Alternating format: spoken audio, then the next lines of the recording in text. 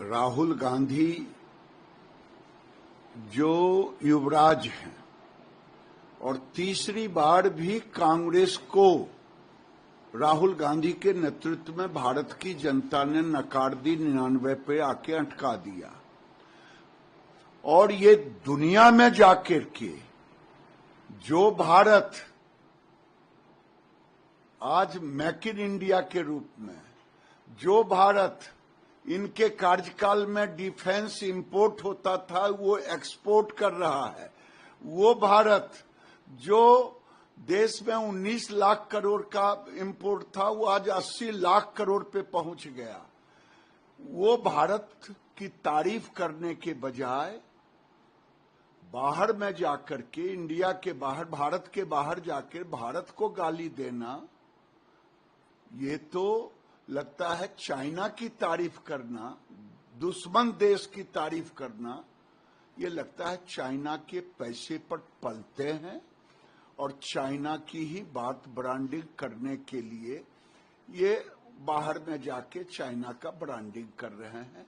इन पर तो ऐसे लोगों को, अगर कानून भारत में नहीं होता, अगर मोदी जी संविधान की रक्षा नहीं करते, तो ऐसे लोगों को देशद्रोह का मुकदमा चलाना चाहिए, जो भारत की निंदा भारत के बाहर जाके करे, भारत को बदनाम करे और दुश्मन देशों की तारीफ करे।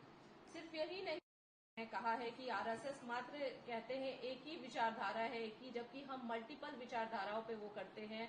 सभी जाति, सभी धर्म, सभी को एक साथ लेके सभी को सपने देखने का अधिकार है, सभी को आगे बढ़ने का अधिकार है। इस तरीके की भी बातें वो उन्होंने विदेश की धरती पर, उनको नहीं मालूम है।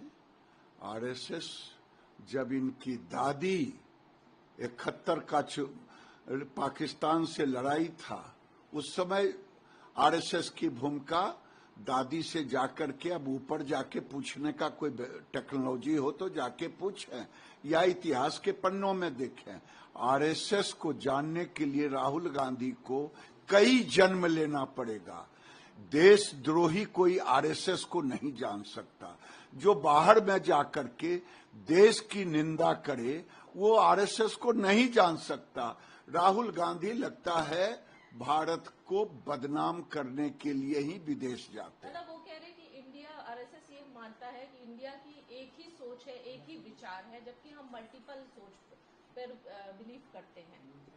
राहुल गांधी को मैं बार बार कह रहा हूं, आरएसएस को समझना इस जन्म में तो वो नहीं समझ पाएंगे, क्योंकि आरएसएस भारत की संस्कार और संस्कृति से पैदा हुई है। और यही नहीं, संविधान पर अटैक कर रहे हैं, इस तरीके की जो बातें की जा रही है। अरे भाई, मैंने तो कहा कि अगर भारत के संविधान को प्रधानमंत्री माथे पर नहीं लगाते, और आज तो राहुल गांधी जैसे लोग जो देश को बदनाम करने के लिए ही आए हैं, तीसरी बार में भी भारत की जनता ने नकार दिया, 99 सीट पे लाके अटका दिया, तो आज राहुल गांधी भारत की निंदा करने के लिए, भारत को बदनाम करने के लिए ये जेल में होते।